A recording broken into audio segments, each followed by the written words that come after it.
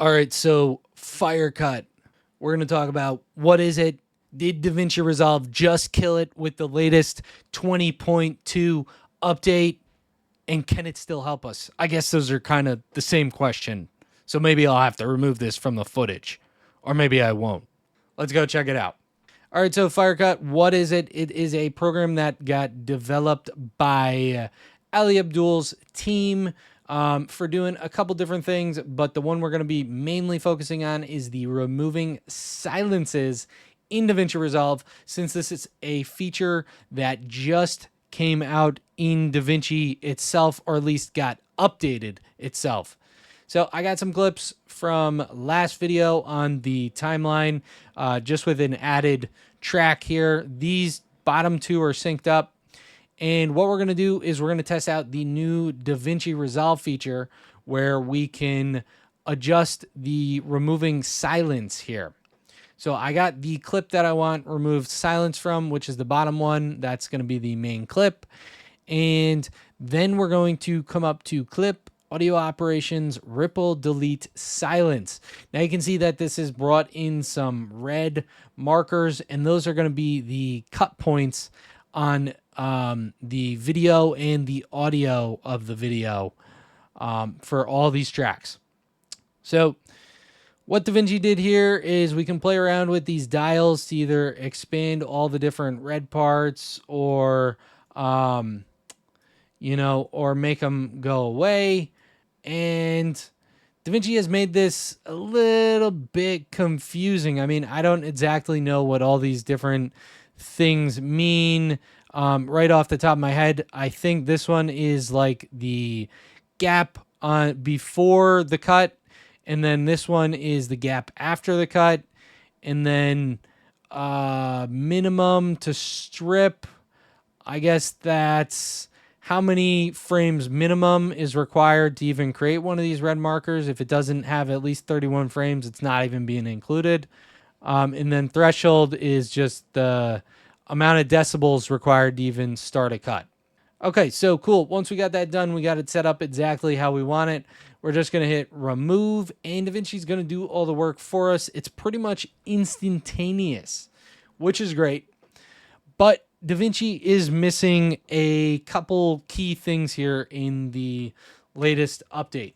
First off, like I said, kind of confusing with the different wording on those different things there.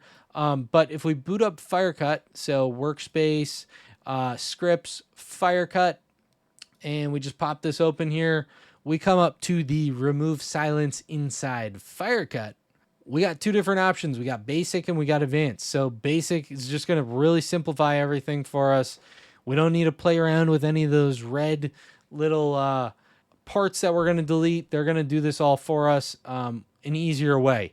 So if we want a loose cut, so, if you want a lot of space being left on these footages, then you can go for loose, or you can go for tight, which is the opposite, where it really will trim in between here, make it really nice and tight. But the benefit of this, aside from just the basic and advanced, is we can actually select the different audio that we want it to go based off of. Like in DaVinci, I just selected it like this. But in here, you can actually select the track just like this. And we can select in and out points. So if you only want this for a certain portion of time, like this right here, we can do the in and out points. Whereas in DaVinci, we would have to actually make a cut in our footage to separate everything. So we come here, we do in and out, and let's just say we want it tight for now. So we'll come in here, we'll do the basic. It's going to take a little bit longer than DaVinci to kind of do so. But bada bing, bada boom, we got some silences removed for us right there. And if that is not enough for you, we can undo that. And let's say you wanted to do something like DaVinci, we can do advanced, and let's just say full sequence. We don't want to do the in and out points. We'll do the full sequence.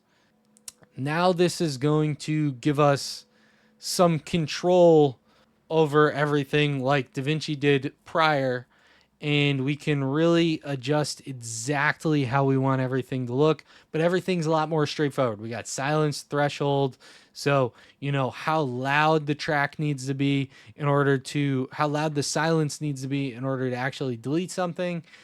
We got minimum silence duration, so like the minimum frame length. We got the in milliseconds instead, and then we got padding. So this is going to be the start side and the ending side, and you can also unlink these as well to do them individually. So a lot of different customizations in here. The one really cool bit is we can actually analyze the silences that this is pulling.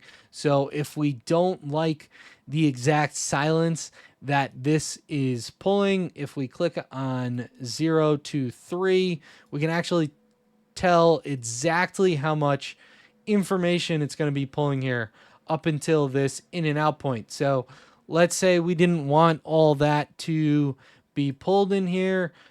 We can come in here and we can start adjusting the padding, which I believe would be on the end.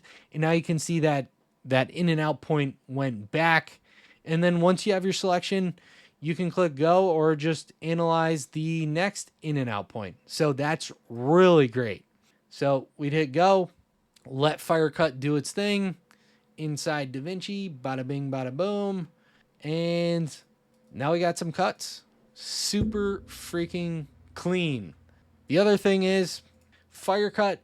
I'm not going to touch up on this too much, but FireCut is not just a silence removal software. So we can actually add in automatic zooms into our footage. So this is just something quick we'll do here. We can come up to high and make it very frequent to make zooms. They are going to implement previews. I'm not sure when yet, but you can adjust where the zoom is going to go. I'm going to leave it roughly on the center, maybe a little bit off center, just because my face is. And then we can also adjust how long these zooms take. We can adjust the curve of these zooms. Not that you'd ever want something like that, but let's just say you want something different zoom. It's going to analyze our audio and select different places to make zooms. So this is pretty freaking cool. And I know for myself, I have so many videos that have not went out to you guys. And I just keep on creating new ones because I just don't have the time to edit them. And I have a little bit of time to create them. It's just easier for me that way. But so, yeah, so this ended up making one zoom on our timeline. I mean, that's pretty good because this is only 44 seconds long. And be the one tool in that will speed your editing workflow making. All right, no. Now, other than the fact that we cut out way too much silence with that, it picked a pretty good spot to actually focus on to start zooming in. And if you don't like that, you can also do every other cut or every other sentence. And yeah, it's pretty freaking cool, this software, because not only do you get the silences, you get the zooms, you get automatic like chapters. You can create some quick captions, find B-roll from multiple different places, from literally a paid platform. And we have multi-track, which I haven't gotten enough time to check out in DaVinci. That's one of the videos that I was talking about from a long time ago, that I didn't even get to check out DaVinci's version of that. But they also have a version of this, and the creating highlights. This is super useful for creating shorts or TikToks, whatever you need, something super, super quick out of the video that you have. And I actually think I'm going to be using this feature.